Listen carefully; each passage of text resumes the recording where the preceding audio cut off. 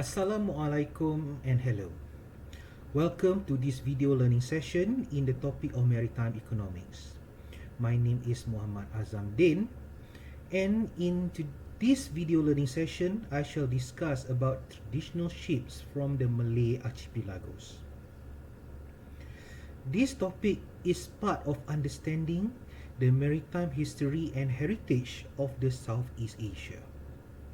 When we able to understand the past history of Southeast Asia, it would make us to appreciate more about today's maritime economic activities. Now, let us start the video learning session. In this session, the topic of our discussion shall focus on number 1, the early Malay archipelago civilization. Number 2, the Malay Djong. Number 3, Lanchang or Lanchar. Number 4, Perahu Panjang. Number 5, Perahu Payang. Number 6, Padewakang.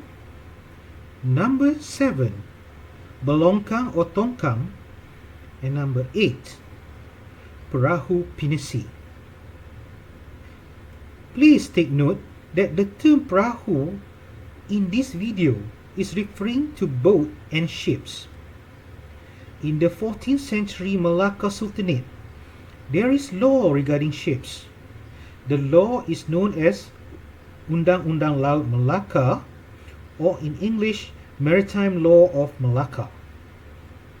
The term perahu was mainly used in this Maritime Law of Malacca, which refer to seagoing ocean vessels. To begin our discussion on the traditional ships from the Malay archipelagos, it is best for us to understand its origin. In understanding the origin of these traditional ships, we need to go back into the past and look at the maritime civilization of the Nusantara. Now, let us look in brief the maritime empire surrounding the Nusantara. The Srivijaya Empire. In the 5th century, the Srivijaya Empire was at the center of trade between west of Indian Ocean and east of China Sea. The center of Srivijaya Empire located at Palembang, and the main port are Palembang and Sunda Kelapa. The Srivijaya Empire to include Sumatra Island, Malay Peninsula, and Java Island. The Majapahit Empire. The fall of Srivijaya Empire saw the rise of the Majapahit Empire. The trade between east and west began to move to the Majapahit Empire, which is located at Trowulan, Indonesia. The maritime port of this empire is located at Tuban, Gresik, and Hujung Galuh, which is part of modern city Surabaya. The Majapahit Empire existed between the 13th to 14th century. The Malacca Sultanate. The Sultanate Malacca was a Malay Sultanate kingdom centered at Malacca, present day in Malaysia. It was believed that the Malacca Empire existed between the 14th to the 16th century. During its height, Malacca port was the main trading center between east and west. In the year 1511, the Malacca Empire fell to the attack by the Portuguese. The colonial expansion period began when the Europeans started to sail to east in searching for Spice Islands.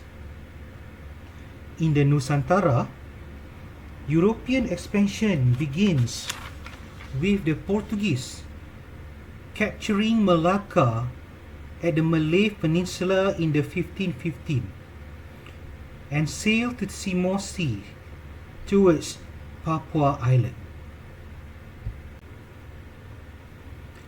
The Dutch came to Nusantara in the year 1603 to search of spice and open port cities like Batavia, which is modern-day Jakarta. Under the banner of Dutch East India Company, new Dutch colony and trading posts have been established at Malacca, Batavia, Semarang, and Bandung. The British, with its British East India Company, entering the Nusantara Sea beginning in the 1771. The British set up its trading post in Penang in that year. While in the year 1827, an Anglo-Dutch treaty has been signed between the British and the Dutch, which separated Nusantara between two separate entities. This has led to the establishment of Malaysia and Indonesia. During the British colonial expansion, maritime ports like Penang, Singapore, Port Klang, Kuching, Labuan, and Kota Kinabalu has been established. As you can see, the Nusantara has its own unique maritime civilization. The Nusantara area, connecting the ocean between the Indian Ocean with the China Sea and also the Pacific Ocean. The Nusantara is a melting pot of races, traditions, and culture. The traditional ships in the Nusantara region begin with the early civilizations of Srivijaya. Through history and time movement, we could see that major maritime port in the Southeast Asia has its own origin, and this origin occurs at each stage of the civilization development in the Nusantara region. Let us continue with the traditional ships of the Malay archipelagos. The Malay Djong. The Djong is a type of ancient ships, a sailing ships that sails from Java, and it is widely used by the Javanese and the Malay at the Nusantara.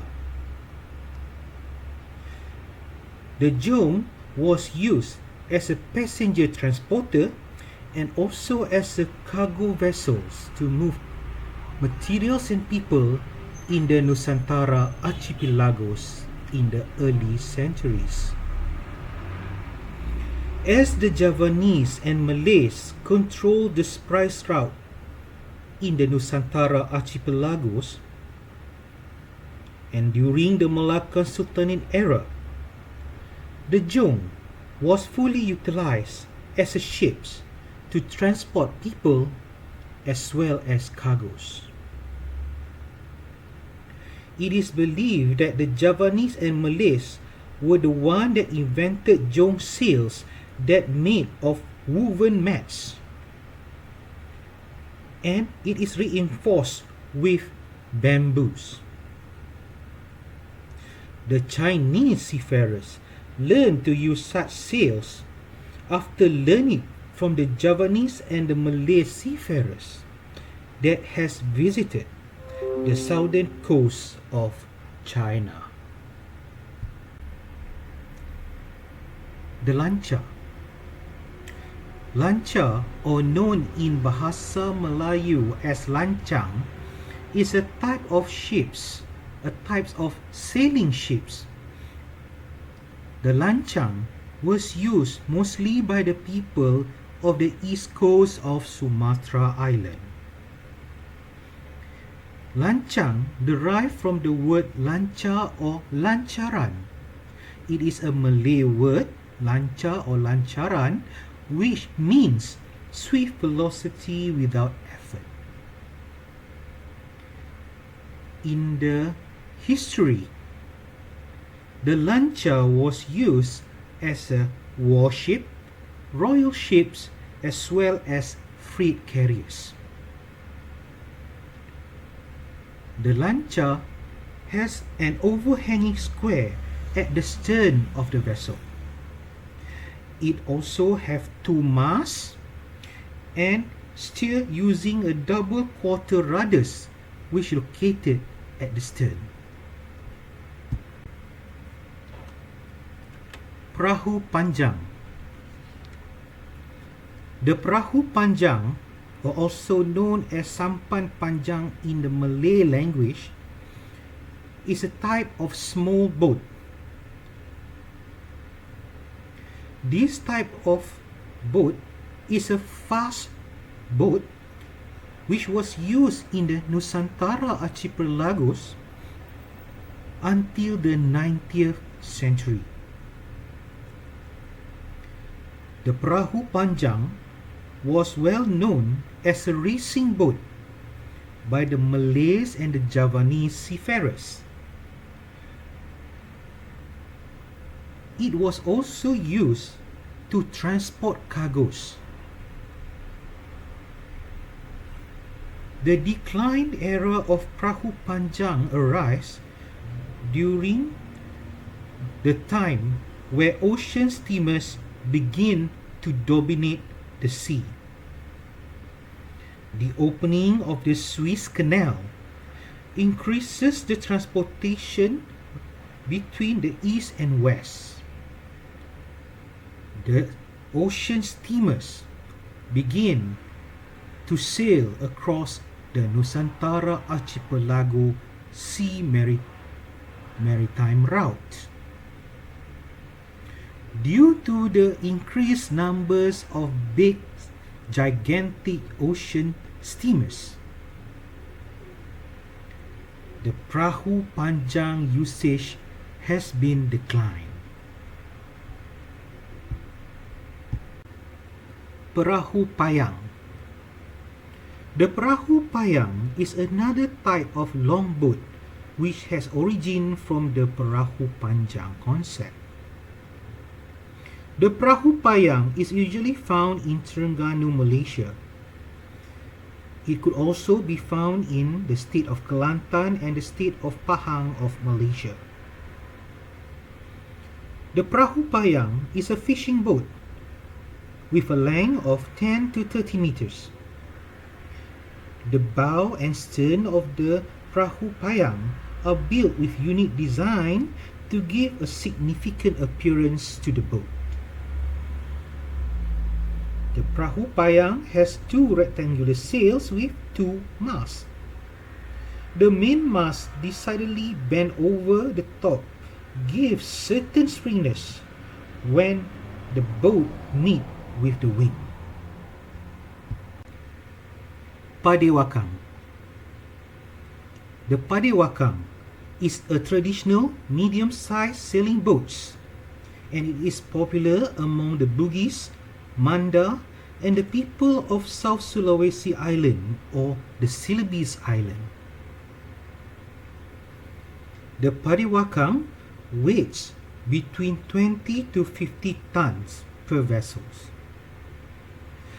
Each vessel is steered using two quarter rudders and two masts with tanjak sails. These ocean vessels were the pride of Celebes Island. The Padewakang was used as a trading vessel as well as warships.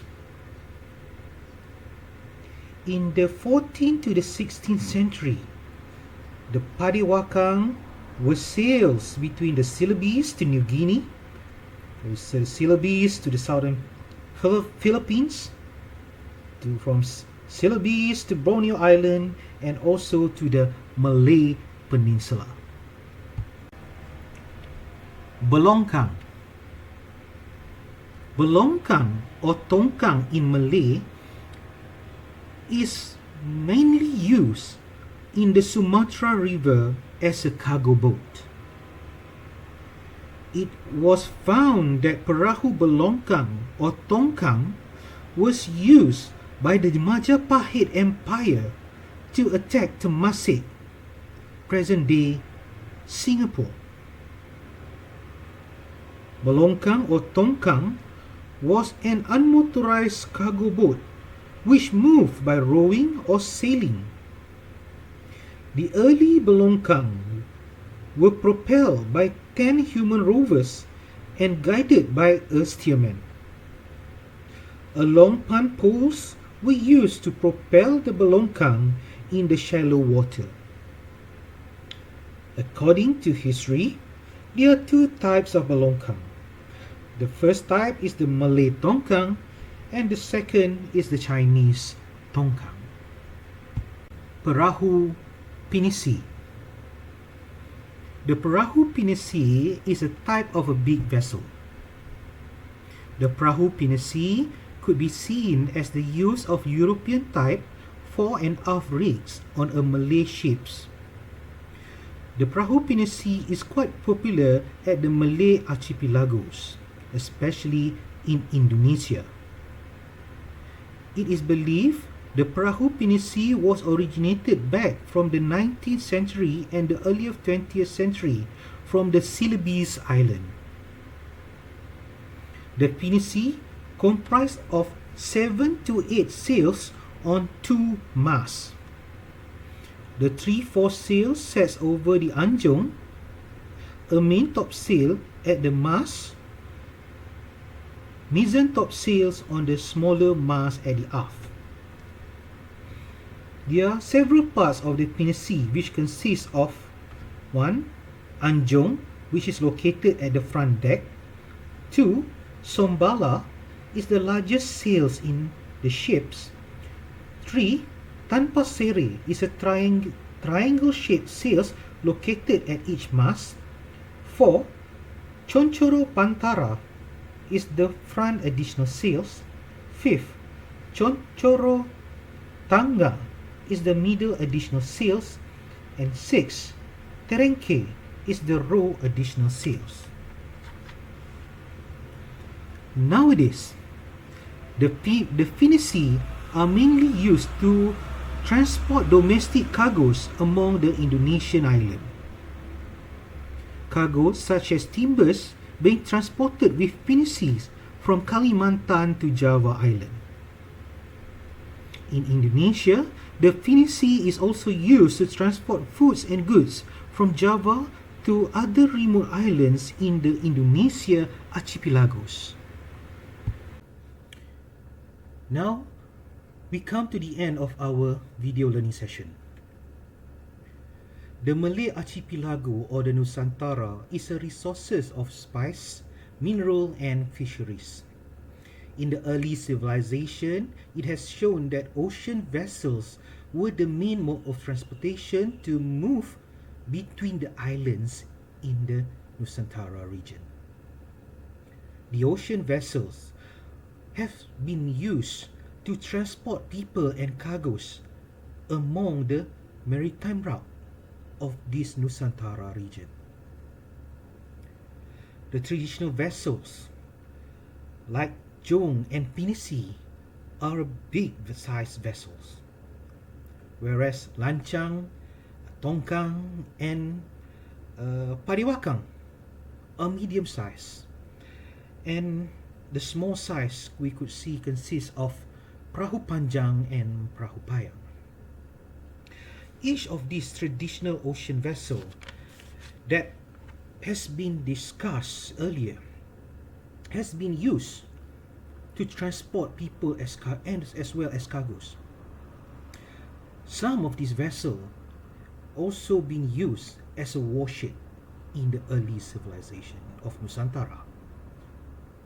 In summary, the traditional ocean vessel in the Malay archipelago was the main medium of transport to move people and cargoes among the city islands within the Malay Archipelagos region.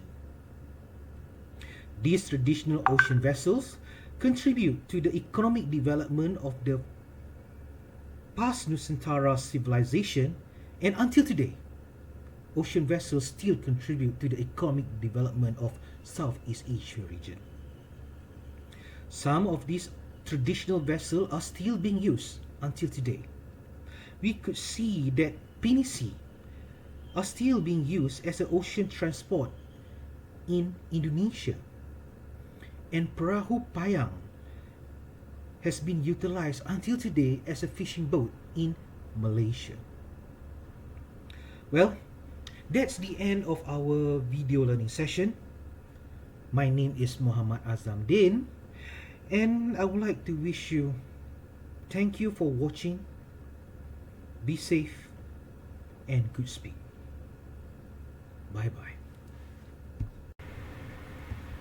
For further readings, I would like to recommend you to read the books which I have listed at the screen.